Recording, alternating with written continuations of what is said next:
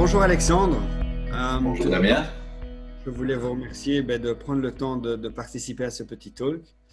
Donc, dans un premier temps, je vais vous laisser vous présenter, vous et l'entreprise, afin de voir un peu qui vous êtes et ce que vous faites. Alors, mon nom est Alexandre Samounjan, je suis le CEO du groupe Audio Valley, qui est une société qui est active dans l'audio digital au travers de deux entreprises différentes.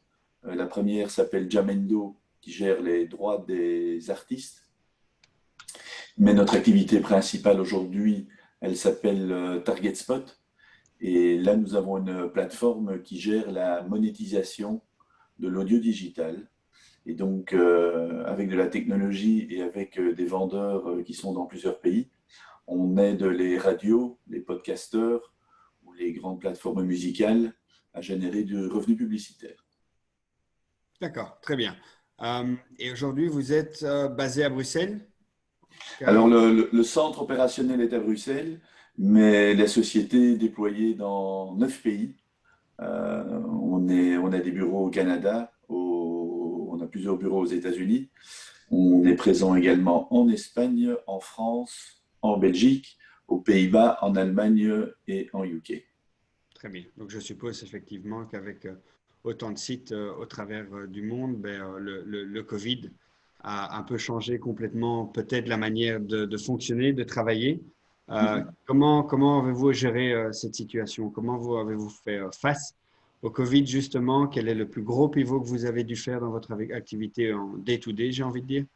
Euh, Comment avez-vous géré ça? Alors, le problème du Covid, il a commencé en Asie, il est arrivé en Europe et il s'est déplacé aux États-Unis. Donc, tout ne s'est pas passé au même moment, mais la décision que l'on a prise au début du mois de mars, c'est que tout le monde allait vivre un petit peu en fonction de l'agenda européen. Et tout le monde est parti en télétravail. Tous les pays sont partis en télétravail à partir de la deuxième semaine de mars, avec un retour progressif dans les bureaux qui a commencé vers le 15 mai pour les gens en Europe et qui a commencé la semaine passée aux États-Unis. Alors aujourd'hui, les gens reviennent 1 à 2 jours par semaine. Et en tout cas, c'est le rythme que l'on a décidé jusqu'à la fin du mois d'août. Et on est en train d'imaginer comment on va organiser notre travail à partir du mois de septembre, parce qu'évidemment, l'expérience du télétravail, euh, le télétravail qui a été forcé, nous a permis quand même d'avoir des expériences plutôt positives. Et on est dans une phase de réflexion pour réorganiser la manière de travailler chez nous. Très bien. Et justement, lié à ce télétravail, bon, est-ce que c'était quelque chose qui était par défaut dans votre fonctionnement avant Covid, j'ai envie de dire? Ou alors c'est quelque chose que justement vous avez, bon, forcément on a été forcé, vous venez de le dire. Mais comment ça s'est passé avec vos clients? Je suppose que vous aviez pas mal de déplacements sur site chez vos clients. Est-ce qu'aujourd'hui, bon, pendant la période de Covid, forcément, vidéo call forcé, est-ce qu'aujourd'hui c'est quelque chose qui va continuer, qui va se répéter, ou alors vous allez retourner sur site, vous allez retourner chez vos clients? Qu'est-ce qui est prévu à ce niveau-là? Donc, dans le passé, on avait déjà une politique de télétravail, puisque les gens faisaient 2 jours de télétravail par mois. Alors, on avait un retour d'expérience qui était assez moyen sur cette formule-là, parce que lorsqu'on fait 2 jours de télétravail par mois, en fait, on est mal organisé pour faire du télétravail, que ce soit le travailleur au sein de sa maison ou que ce soit l'entreprise.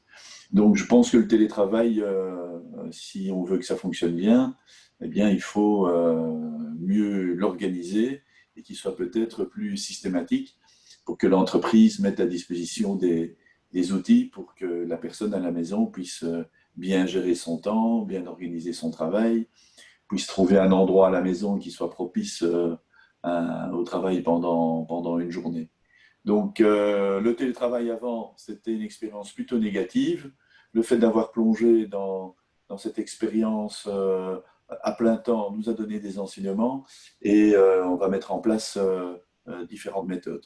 Maintenant, c'est vrai que le confinement a changé également les méthodes de communication avec nos clients. Nous, on travaille dans le monde publicitaire principalement, et c'est un monde qui a été très attaqué en termes de revenus, puisque les campagnes publicitaires, à partir du mois de mars, sont presque éteintes.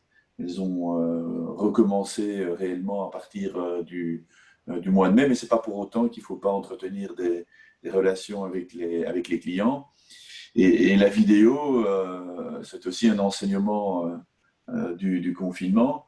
La vidéo est devenue un outil de travail qui va également faire partie de notre futur, puisque au niveau de la vidéo, vous pouvez parfois être équipé pour faire de la vidéoconférence de qualité, mais parfois la personne de l'autre côté ne l'est pas, ce qui était un peu le cas avant. Maintenant, les gens s'équipent vraiment en système, et je pense que ça va faciliter la discussion avec nos clients.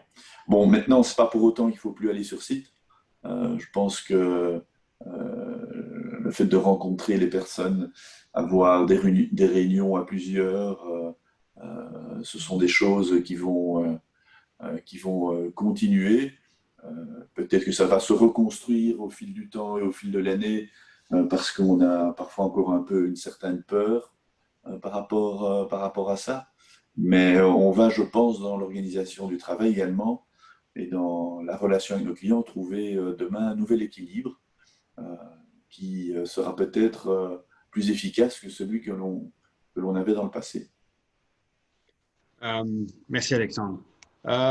Pour conclure ce petit talk, petite question, une petite suggestion justement aux entreprises éventuellement dans le même secteur d'activité que vous ou de taille similaire qui peut-être abordent un peu différemment ou un peu plus de mal à aborder cette situation. Une petite suggestion, un petit mot à ce sujet? Ouais. Moi, je n'ai pas de suggestion spécifique. Je pense qu'il faut se rendre compte que le monde du travail va changer. C'est un mouvement qui n'est pas notre mouvement, c'est un mouvement un peu général dans toutes les entreprises. Je suis persuadé que le département RH est en train de réfléchir à la vie dans les entreprises demain et que nier ce changement va être, enfin nier ce changement ou pas vouloir faire le pas peut être un problème dans l'épanouissement des travailleurs demain, dans les politiques de recrutement où les personnes vont peut-être attendre une autre façon d'organiser le travail. Donc je ne pense pas qu'aujourd'hui, une entreprise peut oublier cette période qu'on a tous vécue. Il y a vraiment des enseignements et il faut y réfléchir maintenant, c'est le bon moment. Je pense que jusqu'à la fin de 2020, c'est la bonne période pour réfléchir à cela. Et bon, c'est le seul conseil que je pourrais vraiment donner, c'est ne pas nier ce qui s'est passé et essayer peut-être de modifier la façon de travailler dans le futur. Parce que quelque part, derrière ce qu'on a vécu, il y a quand même une véritable remise en question de l'efficacité de nos méthodes de travail auparavant. Donc on ne va pas vers un système qui est dégradé, je pense qu'on va justement vers un système qui peut s'optimiser. Très bien. Merci beaucoup Alexandre. Merci Damien. À bientôt.